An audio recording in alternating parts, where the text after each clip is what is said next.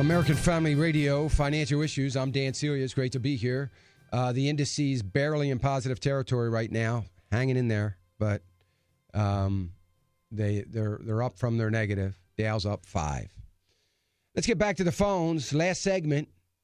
By the way, I had that caller earlier in the program that mentioned that I said, look, call the foundation and have them call me, and I didn't give her the number.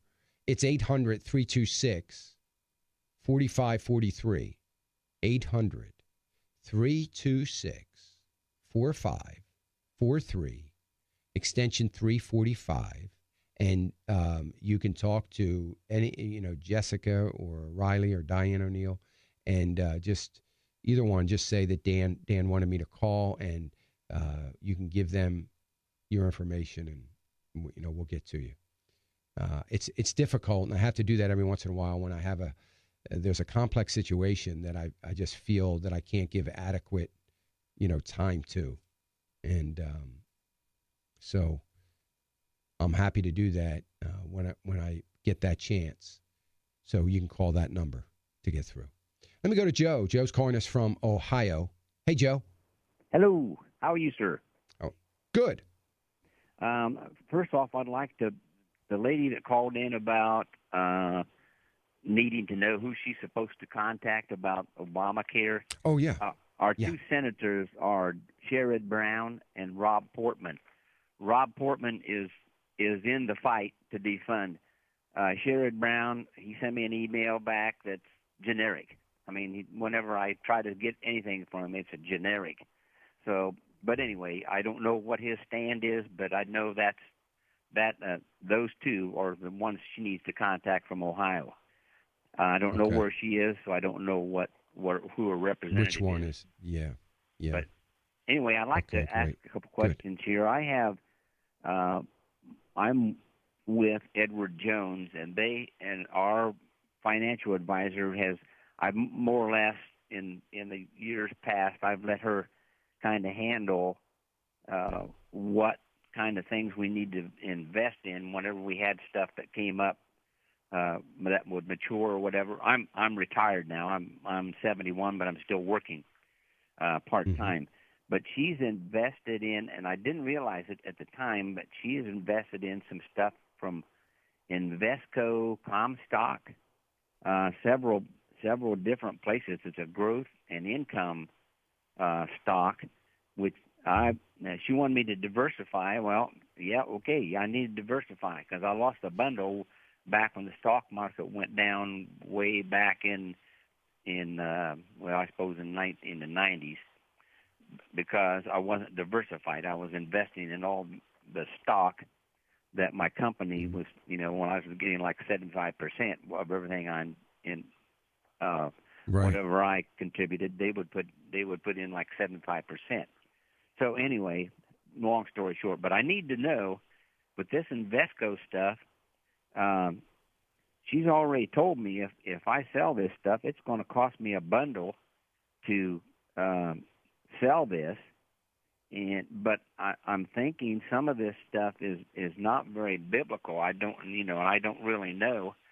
Would there be any way that you could tell that, and then I need to know? Well, I can. If I do that, I need to find out what to invest in to get, whenever, because I've got like I don't know, I got like about $105,000 in this Invesco stuff, and it's and she's already told me that it's going to cost me quite a bit to sell it. But I feel in my heart it's not. Some of the stuff may not be the best stuff I want to invest in because it's not, not according to my convictions. But I'm willing to do that. It's not, Joe. It is not. They're not biblically responsible by any stretch of the imagination. It is all exposed to the market. So if the market goes down, you're going to go down again. This is a kind of fund that's going to be very slow to come up. You probably it's going to take an awful long time for you to recover if it does go down. So now, how long have you had the fund, Joe? How long have you been in it? More than a couple years? Jones for probably 25 years. No. In the Invesco. Oh, I don't have the dates on here from my monthly thing that they send out to me. Yeah. But I don't know exactly how long. It's probably been, I would say, probably, just a guess, 10 years or more. Yeah. Well, so here's the thing: if it's been more than 5 years, it shouldn't cost you a nickel to get out. Unless she's talking about you've got losses in there, which I can't imagine you have losses after the year they've had in the market. I know it's not the greatest fund, but they should be positive. So I'm not sure. That doesn't add up to me. So here's let me just explain to you. So some of these funds are B shares. B as in boy. And it says on your statement, it says Invesco such and such a fund, dash B. It's a B share. It means it's a back end load sales charge. And it can be as high as 5.5% for the first year after you have it. But it goes away after 4 or 5 years, 6 at the most. It goes away. The sales charge, that is, the back end sales charge. So if you've been in this fund for longer than 5 years, you should have no cost associated with it to get out. So when she said it's going to cost you a lot, I'm thinking that it's, you put in X amount of dollars, you put in 100,000 and now it's worth 90,000. And that's what she's talking about, meaning that you've got to leave it in there until it comes back up again. You know what I mean? So I don't think you have to leave it in till it comes back up, and I wouldn't recommend that. If it has a back end sales charge and you want to be biblically responsible, then you need to get out, because that's not biblically responsible. And so I would, now I don't believe you can do any mutual funds out there that are going to be biblically responsible, with the exception of Timothy. And the Timothy plan are the only ones. So the Timothy plan, you can go into a couple different mutual funds, and you're going to get, at least you're going to know that they are evenly yoked with you from a biblical perspective, and there are no things in there that would be offensive to God. Other than that, you'd have to use some, individual stocks. You'd have to have a situation where you're buying, several, different stocks, individual stocks. What you have now is a stock mutual fund. And then with that kind of thing, you could probably get biblically responsible. So I would ask the question. I can't imagine you have any kind of surrender charge or sales fee. It's a back end sales charge to get out of those funds. You should be able to get out today without costing you any money, unless she rolled it over into that fund a lot more recent than you think. What's called the fund is called a CL, and it's got an A behind it. Okay, so then I really don't know what she's talking about, because that's a Class A share. And that means that you paid a sales charge when you bought the fund. So there are no charges to get out of it. And I'm not assuming that. I'm sure of that. So if it has an A and not a B there, then it's a Class A share. It means when you went in there and you put, X amount of dollars in, they immediately took 4.5%, 5%, whatever it is. They took 4.5% right off the top. So what went to work for you, and that's fine. I mean, a lot of funds are like that, and I don't necessarily, sounds like a lot, but, if it's a good fund and you're going to be in there for a while, it's not that big of a deal. So if she's talking about you're going to lose money, it's got to be only because that fund is down, and she thinks by leaving it and waiting for it to come up that you will gain your money back. I would not take that chance. Okay. What she's telling me, though, is because I had her right. I mean, we had a meeting on we meet with her every year, and she had said, I said, I'm not sure if I'd even like these. What's going on with these? I want to know what they are. And when she started pulling them up, she said, well, this is going to cost you this. This is going to cost you this. And I said, whoa. I said, that's a lot of bucks now. But she said, well, if you want to sell them, I can sell them. But I need to probably ask her that then, because I assumed, and I haven't kept track of it, right down the line as far as every month checking exactly where. Right. Is. But I am. Well, I was most sure that we're more than 5 years.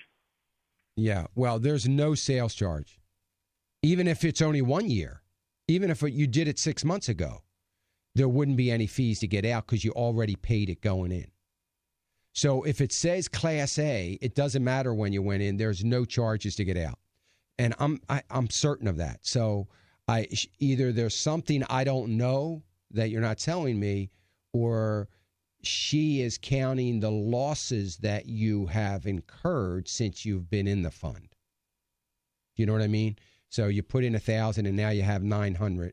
So she's saying it's going to cost you $100 to get out. I'm guessing. I don't know that, but I do know they're Class A shares, so there's no back end sales charges.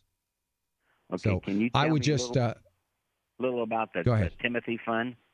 Well, I would just tell you that, the Timothy plan, would be your option. And, if you use the computer, you can go to timothyplan.com and call them, and they'll send you some information and talk to you about it. But they're biblically responsible 100%, every one of their funds. That's the only reason I would ever recommend them. She could not get into that herself. Why? No, she could. No, she could. Sorry. No, she could. She could put you in that fund. Oh, okay. She could put you in Timothy. Yeah. Okay. Yeah, she should be able to do that. Yeah. All right, I got to run, Joe. Thank you. I appreciate it. Great stuff. Good information. Let me go to Linda in Florida. Hey, Linda. Go ahead, Linda. Yes, I'd like to know, Dan, whether the government has ever used quantitative easing in other years. Yes, they have, Linda. They do it all the time.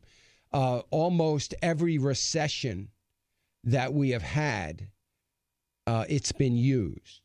But it's been used to the extent of $800 billion, not $85 billion a month or $1.2 trillion or whatever it is. It's been used, and it was only used for a very short period of time, and they exited out of it. In other words, they got out from under it once the economy recovered. And certainly the very first time they did it, this time, they surely thought that it was going to be the same scenario, that, they'll do a little bit of this, and they started out with $300 billion. And, surely it'll stimulate the economy. Things will get good again, and they'll start exiting out. They did not expect this. They didn't think it wasn't going to work. I don't know why. I knew it wasn't going to work. They're smarter than I am. They should have known it wasn't going to work. But, yes, so we have used it in the past, but never anything near the extent in which we're using it now. Okay, thank you. Okay, thank you, Linda. I appreciate it. That's a great question because we don't talk enough about that. It has been used, just not the way it's been used before, and we've gotten out from under it, or the Fed has gotten out from under it once the economy kicked into high gear. Let me go to John real quick in Texas. Hey, John. There's that line 4 again, Devin. I say that every time. But anyway, so, it's... what the Fed is doing, we did it before to create a wealth effect, folks. That was the idea behind all this. It worked, created a wealth effect. The economy started coming along, and they stopped doing it. This didn't happen for the first time, didn't happen the second time, didn't happen the third time. It's not happening now. Some might think it's happening. There are some parts of the economy that I would have to say that are probably getting a little bit better. But that's where we are. Folks, we're highlighting Senator Lindsey Graham We'll see if he wants to make a comment, either in writing to us that we can read, or wants to come on the air, defend his position on not defunding Obamacare, defend his position on supporting the liberals. We'll see. He's going to be in a battle in South Carolina. If you live in South Carolina or anywhere else in the country, it's important that we all hammer these guys and send a message that all of America is watching, and you will lose your job if you don't follow through with the will of the people, not your personal agenda, not what some lobbyists want, not the will of the president, but of the will of the people that you work for. You've been listening to American Family Radio, Financial Issues. I'm Dan Celia. It's great to have been here. We'll be back tomorrow. Remember, folks, all that we have is his. It's all God's. Let's stand before him someday and be found a good and faithful steward. Have a great day. God bless.